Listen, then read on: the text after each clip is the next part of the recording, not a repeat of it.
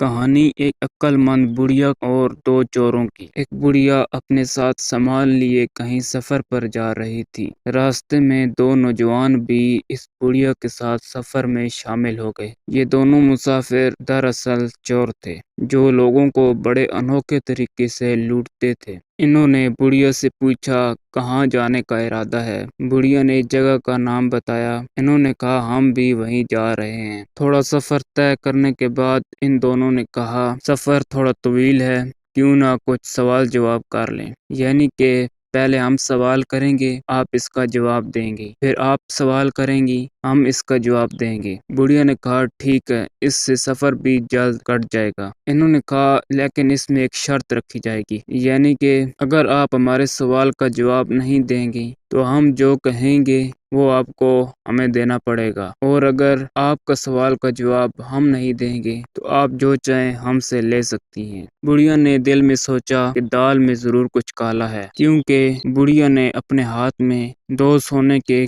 कड़े पहने हुए थे और ये दोनों चोर यही दो सोने के कड़े लेना चाहते। बुढ़िया ने कहा, मुझे आपकी ये शर्त मंजूर है, लेकिन इससे पहले खाने का टाइम हो गया है, साथ ही में शहर है, जाकर खाना खाते हैं। बुढ़िया ने कहा, मेरे पास पैसे तो नहीं हैं, लेकिन ये दो सोने के कड़े बेचकर मैं आपको खाना खिला सकती हूँ। इन्होंने कहा, ठीक है, और खाना खाने के बाद ही सवाल जवाब का सिलसिला शुरू करेंगे। यहाँ पर बुढ़िया अक्लमंदी से काम लेते हुए इन दोनों को सुनार की दुकान पर ले जाती है और इन दोनों को कहती है कि तुम बाहर सीढ़ियों पर बैठ जाओ, अंदर गाहक ज्यादा हैं, मैं खुद जाकर इन दोनों कड़ों को बेच देती हूँ। ये दोनों बाहर बैठ गए और बुढ़िया अंदर चली गई। बुढ़िया ने सुनार से कहा कि ये दोनों लड़के मैं बेचना चाहती हूँ, आप इनको काम पर रख लेना और इसके बदले मुझे आप कुछ पैसे दे दो। सुनार ने कहा, एक लड़का बेचना है या दोनों? बुढ़िया ने अपने दोनों कड़ों की तरफ इशारा करके इन लड़कों से पूछा, एक को बेचना है या दोनों को? इन दोनों ने खुशी से कहा, दोनों को बेच दे। बुढ़िया ने